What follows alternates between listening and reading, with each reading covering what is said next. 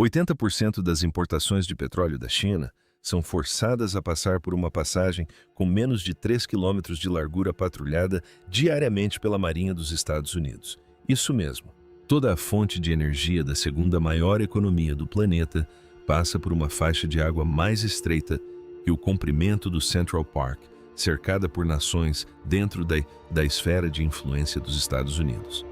E isso é só o começo. Porque se você quer entender como um único país discretamente conseguiu contornar o ponto de estrangulamento mais perigoso do mundo moderno, curta e inscreva-se para não perder o que vem a seguir. Ao final deste vídeo, você vai entender exatamente como a China gastou 7 bilhões de dólares americanos para tornar a maior alavanca geopolítica dos Estados Unidos estruturalmente irrelevante, um oleoduto de cada vez, o laço de 3,2 quilômetros. Vá até um mapa do Sudeste Asiático e coloque o dedo na estreita faixa de água entre a Malásia e a ilha indonésia de Sumatra. Essa estreita faixa de terra tem um nome, Estreito de Malaca. Em seu ponto mais estreito tem menos de 3 quilômetros de largura. Imagine a distância de uma extremidade do Central Park em Nova York à outra, e você terá uma ideia aproximada. Agora, imagine a seguinte situação.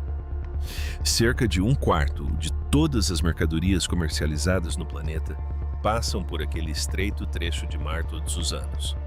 Petroleiros, navios porta-contentores e graneleiros enfileirados, como carros numa autoestrada que nunca dorme. Mas para um país em particular, esta não é apenas uma rota marítima movimentada. É a artéria. É o único pedaço de geografia do qual toda a economia depende. Esse país é a China. E aqui está o número que deveria te deixar perplexo. A China importa mais de 10 milhões de barris de petróleo bruto todos os dias. Para ter uma ideia, imagine uma piscina olímpica. Agora imagine encher 600 delas com petróleo bruto a cada 24 horas. Esse é o consumo diário da indústria chinesa.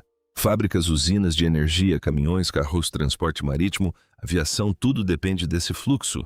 E quase 80% desses barris são forçados a passar pelo Estreito de Malaca a caminho de casa. Eis a parte que a maioria das pessoas nunca considera. A China não controla esse estreito nem um único quilômetro dele. O canal faz fronteira com a Malásia, Singapura e Indonésia, 3 países com fortes laços econômicos e de segurança com os Estados Unidos. Só Singapura abriga uma importante presença naval americana. A 7ª Frota patrulha e vasculha essas águas rotineiramente. Os céus são monitorados por aeronaves baseadas em instalações que Washington possui ou às quais tem acesso por meio de acordos de longa data com aliados regionais. Pense da seguinte forma: imagine que toda a sua casa, o aquecimento à cozinha, a água quente e as luzes funcionem com combustível fornecido por um único cano, e a única válvula desse cano fica na garagem do seu vizinho. Num dia normal, seu vizinho é amigável. Ele acena para você quando você leva o lixo para fora, mas vocês já discutiram. Algumas discussões sérias. E toda vez que você levanta a voz, sabe que a válvula não está em suas mãos. Está nas dele. Esse é o dilema de Malaca. Não se trata de uma expressão inventada por analistas ocidentais. Ela foi cunhada na própria China pela liderança chinesa há mais de 2 décadas. Eles deram um nome ao problema porque conseguiam enxergá-lo com clareza. Em qualquer confronto sério sobre Taiwan, sobre o Mar da China Meridional, sobre o comércio, Washington detém uma vantagem teórica. Um bloqueio do estreito não precisaria ser total. Não precisaria durar meses. Mesmo a ameaça crível de interdição seria suficiente para disparar as taxas de seguros globais, afastar as empresas de transporte marítimo de petróleo e interromper o fluxo em poucos dias. Eis a dura realidade. A China é a 2ª maior economia do mundo, a maior base industrial do planeta e uma potência militar em ascensão. Mas durante 2 décadas, sua segurança energética dependeu de uma faixa de água que não lhe pertence, não pode patrulhar e não pode defender. Cada barril de petróleo bruto saudita, cada carregamento de Angola, do Irã, do Golfo, tudo tinha que passar por esse estreito caminho. Para a maioria dos países, essa seria uma realidade permanente. Geografia é geografia. Você a aceita. Você constrói sua política externa em torno dela. Você tenta fazer amizade com aqueles que detêm o poder. A China fez uma escolha diferente. A China decidiu se afastar do oceano. Mas afastar-se do oceano é uma coisa no papel. Fazer isso atravessando centenas de quilômetros de selva-montanhas e um dos países mais instáveis politicamente do planeta é algo completamente diferente. A decisão de deixar o oceano. Imagine-se em uma sala de planejamento em Pequim no início dos anos 2000. Você tem um mapa na parede. O problema de Malaca está circulado em vermelho e você precisa tomar uma decisão. A resposta óbvia é a mais impactante. Construir uma marinha maior, construir porta-aviões, construir uma frota de águas profundas capaz de escoltar navios-tanque em águas hostis. Essa é a resposta que a maioria das grandes potências da história buscou. Os britânicos fizeram isso. Os americanos fizeram isso. Se sua rota marítima é vulnerável, você a protege com aço e pólvora. A China começou a trilhar esse caminho. A marinha se expandiu. Novos navios foram construídos em um ritmo que surpreendeu os analistas ocidentais. Mas aqui está a parte que coloca tudo em perspectiva. Mesmo uma frota chinesa muito maior não resolveria o problema real, porque o problema não era a ausência de navios chineses. O problema era a presença de navios americanos. E os americanos tinham uma vantagem de 60 anos. Eles tinham bases, eles tinham alianças, eles tinham a 7ª frota operando a partir do Japão, a 5ª frota a partir do Bahrein e um anel de nações parceiras que se estendia da Coreia do Sul até a Austrália. Alcançar o nível de desenvolvimento no mar era um projeto de 30 anos. O dilema de Malaca era um problema do presente. Assim, Pequim recorreu a uma segunda resposta à diplomacia. Comprar acesso. Assinar acordos de longo prazo com os países que fazem fronteira com o Estreito. Cultivar relações amistosas com a Malásia, a Indonésia e Singapura. Invista nas economias deles. Torne-se valioso demais para ser bloqueado. Isso funcionou até certo ponto, mas eis o que a maioria das pessoas entende errado sobre diplomacia como forma de segurança. Um aliado hoje pode ser neutro amanhã e um guarda costeiro hostil depois de amanhã. Governos mudam. A pressão de Washington é real. Não se pode apostar o fornecimento de energia de 1,4 bilhão de pessoas na boa vontade de 3 capitais estrangeiras. Então, alguém naquela sala de planejamento fez uma pergunta diferente, mais discreta. E se simplesmente não usássemos o estreito, não para tudo, mas para parte dele? E se pegássemos uma parte do nosso suprimento de petróleo e a transportássemos por terra em vez de água? Imagine uma casa com apenas uma porta de entrada. Durante décadas, todas as entregas, compras, encomendas, correspondências, combustível passam por essa porta. E um dia você percebe que a porta fica em uma rua controlada pelo seu vizinho.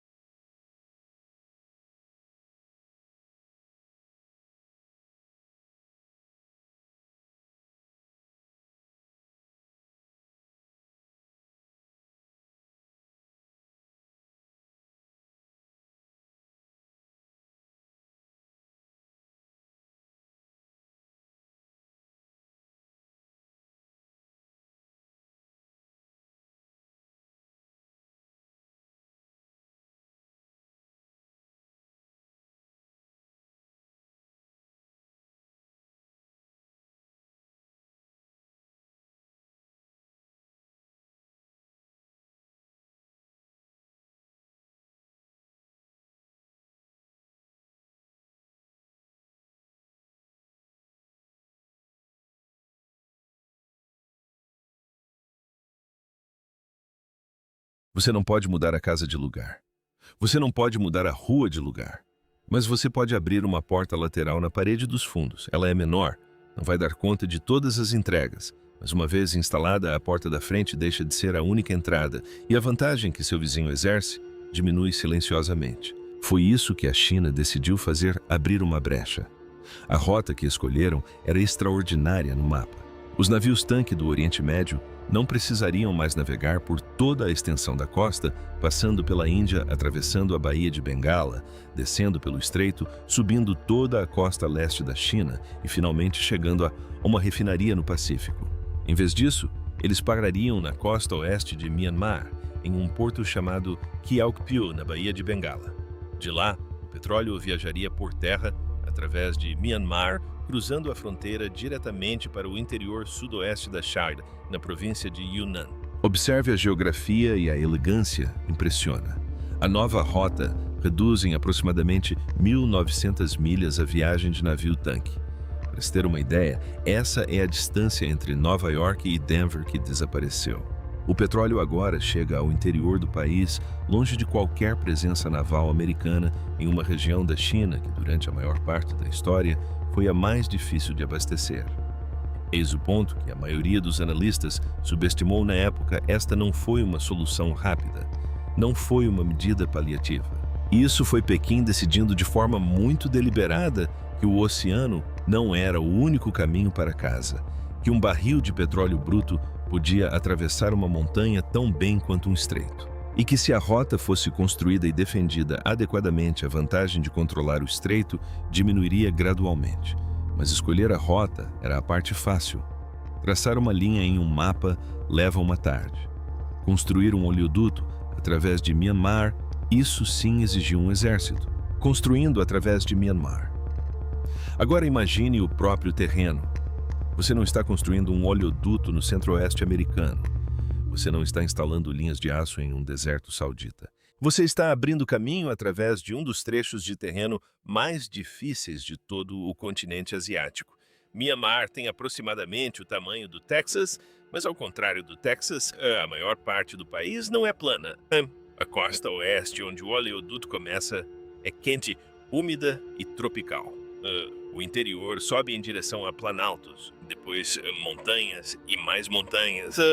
Florestas densas cobrem vastas extensões do trajeto. Rios cruzam o caminho em todas as direções. E o próprio país passou por décadas de conflito interno com grupos armados, controlando territórios que nenhum governo central conseguiu governar completamente em tempos recentes. Este é o terreno que a China decidiu atravessar com quase 800 quilômetros de gasoduto duplo. 500 milhas é a distância entre Boston e Washington, D.C. Agora imagine percorrer essa distância através da selva e das montanhas, em vez de por uma rodovia. E aqui está o detalhe que a maioria das pessoas ignora. As equipes não podiam simplesmente chegar com os canos. Não havia estradas. Em grandes trechos do percurso não havia nada. Nenhum ponto de acesso, nenhuma área de apoio, nenhuma maneira de transportar equipamentos pesados até o local onde os canos precisavam ser instalados. Assim, antes que uma única seção de aço pudesse ser instalada, os trabalhadores precisavam construir a para-estrada para chegar ao local onde ela seria colocada. Centenas de quilômetros de estradas de acesso foram abertas à mão e com máquinas através de florestas que nunca haviam sido mapeadas com a precisão de engenharia necessária. Pense da seguinte forma. Imagine que você quer construir uma cerca no limite da sua propriedade, mas sua propriedade tem o tamanho de um pequeno país. E entre a sua porta dos fundos e a cerca, não há caminho, nem desmatamento, nem como passar com um caminhão. Então, antes de poder plantar um único poste, você precisa construir a entrada de carros, toda a entrada, atravessando cada colina e riacho entre você e o local onde a cerca será construída. Foi isso que as equipes enfrentaram em Myanmar, só que em uma escala muito maior. Depois veio a própria engenharia. Um poço não é apenas um longo tubo. Petróleo e gás não fluem sozinhos montanha abaixo. O sistema precisa de estações de bombeamento para impulsionar o petróleo bruto ao longo do percurso. São necessárias estações de compressão para manter o gás natural pressurizado. São necessários sistemas de monitoramento a cada poucos quilômetros para verificar a pressão, o fluxo e detectar vazamentos. São necessários terminais de armazenamento nos pontos de entrada e saída. E cada um desses componentes precisa funcionar de forma confiável em condições que variam da umidade tropical costeira ao ar frio das montanhas. Eis o que torna isso verdadeiramente impressionante. O sistema total, considerando a seção de Myanmar mais as extensões chinesas para o interior, tem mais de 2.400 quilômetros de extensão. 1.500 milhas é aproximadamente a distância entre Los Angeles e Chicago, e ao longo de toda essa extensão, a pressão precisa permanecer estável. Os diferenciais de temperatura precisam ser controlados, e o fluxo precisa ser previsível o suficiente para que as refinarias no sudoeste da China possam planejar suas operações com semanas de antecedência. Na verdade, existem 2 oleodutos e gasodutos que correm lado a lado ao longo de quase todo o trajeto. Um transporta petróleo bruto e o outro gás natural.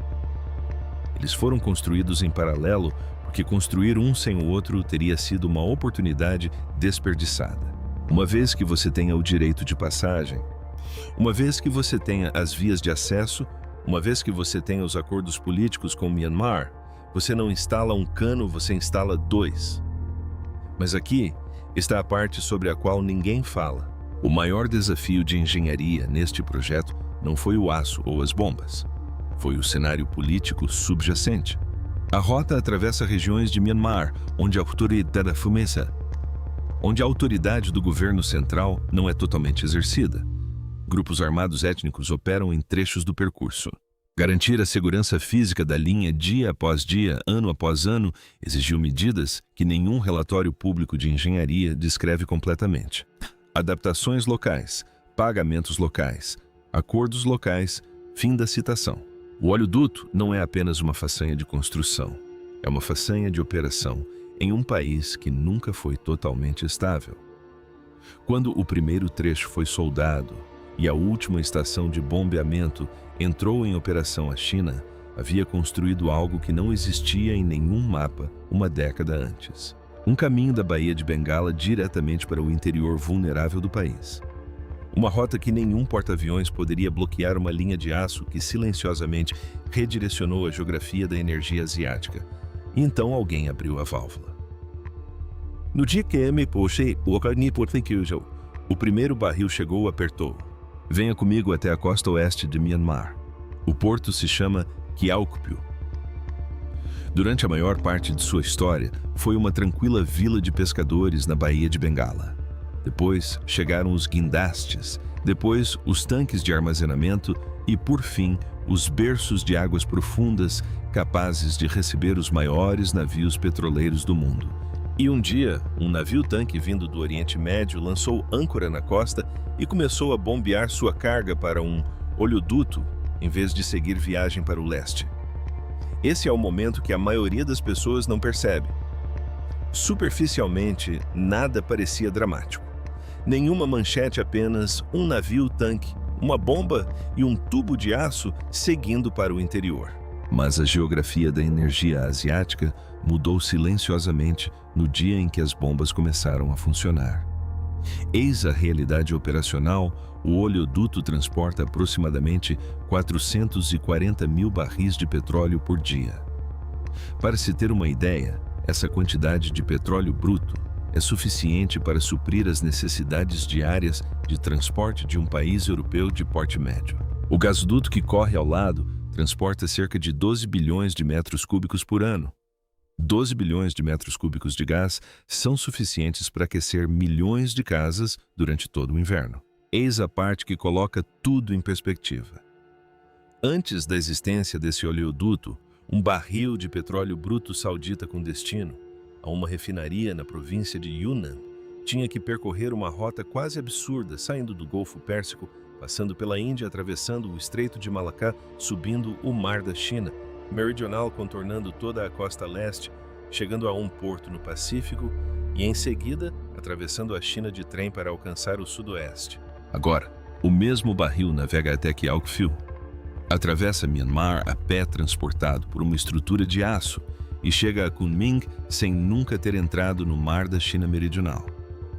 A viagem do navio-tanque é cerca de 1.900 milhas mais curta. A presença naval americana ao longo do novo trajeto é essencialmente nula. Pense no impacto disso no cenário estratégico. Antes do oleoduto, todas as refinarias no sudoeste da China dependiam do Pacífico para o abastecimento. Precisavam ser abastecidas por via marítima. Após a construção do oleoduto, uma parcela significativa dessa demanda passa a ser de clientes do Oceano Índico. O petróleo nunca passa por Singapura. Ele nunca ultrapassa uma única patrulha da 7ª Frota. Se essa mudança operacional te surpreendeu a próxima parte, será ainda mais difícil de acreditar. Inscreva-se para não perder nada. Agora aqui está o detalhe, que os engenheiros não querem admitir em voz alta. Um oleoduto é de certa forma mais vulnerável do que um navio no mar. Um petroleiro pode mudar de rumo, pode fazer um percurso mais longo para contornar um problema. Um oleoduto não pode. Uma vez definida a rota, ela é definitiva. Se um trecho for danificado, o fluxo para naquele ponto. Não se pode redirecionar o aço. Portanto, a China não construiu o oleoduto para substituir o tráfego de petroleiros por Malaca. Esse nunca foi o objetivo. Construiu o oleoduto para garantir que o tráfego de petroleiros por Malaca não fosse mais a única forma de o petróleo chegar ao país. Problema diferente, solução diferente. A China não anunciou que o dilema de Malaca havia sido resolvido. Simplesmente abriu uma válvula na província de Yunnan e começou a receber petróleo de uma região da qual nunca havia recebido antes.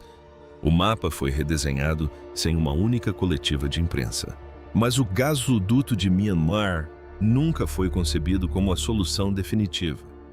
Ele deveria ser apenas o primeiro passo. O gasoduto nunca foi o plano principal.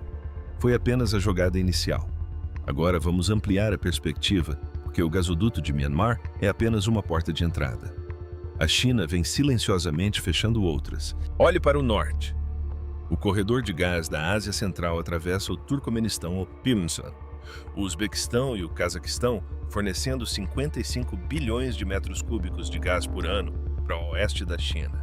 Para se ter uma ideia, 55 bilhões de metros cúbicos correspondem aproximadamente ao consumo anual de gás de um país do tamanho da Itália. Uma nova expansão chamada Linha de O tem como meta mais de 80 bilhões de metros cúbicos. Paralelamente a ela, corre um oleoduto de petróleo bruto do Cazaquistão que se estende por quase 2.250 quilômetros por terra. 1.400 milhas é a distância entre Chicago e Miami, em termos de tubulação. Olhe mais para o norte. O gasoduto Força da Sibéria transporta gás da Rússia através de quase 1.900 milhas de taiga e permafrost. O projeto Força da Sibéria 2 está em fase de planejamento para adicionar mais 50 bilhões de metros cúbicos à capacidade total. Olhe para o oeste. O desenvolvimento do porto de Gwadar, no Paquistão, oferece uma futura saída para o Mar Arábico, que um dia poderá transportar petróleo através das montanhas Karakoram diretamente para o oeste da China, uma rota milhares de quilômetros mais curta do que passar por Malaca. Eis o erro que a maioria das pessoas comete. Em relação a tudo isso, elas encaram cada gasoduto como um projeto isolado. Não é. A China construiu uma rede interna de aproximadamente 96.560 quilômetros, 60 mil milhas de gasodutos interligando todos os pontos de entrada. 60 mil milhas é mais que o dobro da circunferência da Terra, tudo dentro de um único país. Imagine uma casa com 6 portas diferentes em vez de uma. Bloqueie qualquer uma delas e a entrega ainda chegará pelas outras. Esse é o sistema que a China levou 20 anos para construir. Myanmar foi apenas a primeira porta aberta na parede.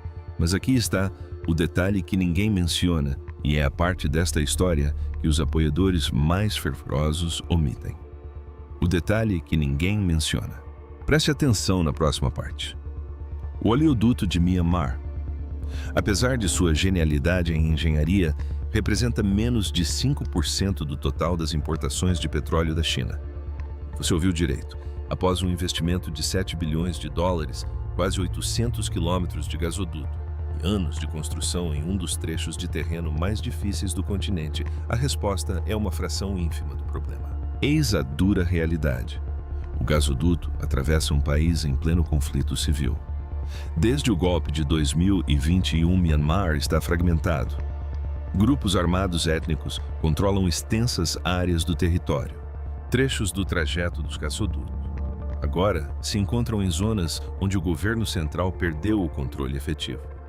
Ataques à infraestrutura já ocorreram no país. O fluxo tem se mantido até o momento. Mas o terreno político sob o aço é mais instável hoje do que era no dia em que a válvula foi aberta pela primeira vez. E eis o que a maioria das pessoas entende errado sobre oleodutos como solução de segurança. Um navio-tanque pode mudar de rumo. Um oleoduto não. A China trocou uma vulnerabilidade por outra. A nova é menor. Está mais longe do alcance naval americano, mas é fixo e atravessa a zona de guerra de outro país. Então, por quê? Por que fazê-lo? Por que construir uma rota que resolve menos de 5% do problema em um país tão instável e a esse custo?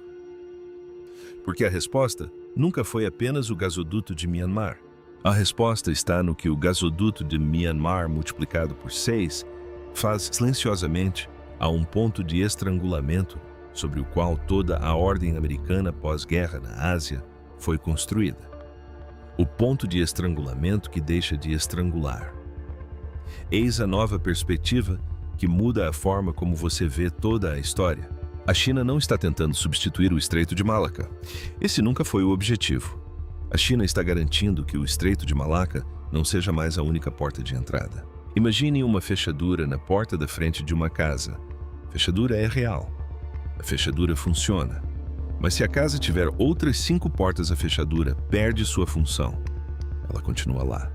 Ela continua girando, mas não é mais ela que decide se alguém entra ou não. Foi isso que 20 anos de construção paciente de oleodutos fizeram. O estreito ainda é estreito. A 7ª frota ainda o patrulha. Os Estados Unidos ainda detêm o controle teórico. Mas esse controle agora abrange uma parcela cada vez menor do que flui para a China. Myanmar ficou com uma parte, a Ásia Central com outra, o Cazaquistão com outra, a Rússia com outra. Gwadar está sendo preparado para receber mais, e a rede doméstica interliga todas essas partes em um único sistema redirecionável. Os Estados Unidos construíram toda a sua estratégia energética para a ASEAN, região Ásia-Pacífico, em torno de um ponto de estrangulamento. A China passou 20 anos desenvolvendo soluções para contornar esse ponto de estrangulamento, um gasoduto de cada vez. A fechadura ainda está na porta, só que a porta não é mais a única entrada. Se isso mudou sua forma de pensar sobre energia e poder, clique no botão gostei e inscreva-se para não perder as próximas novidades. Agora quero saber sua opinião nos comentários. Os Estados Unidos ainda detêm a vantagem em Malaca ou a China já a tomou silenciosamente?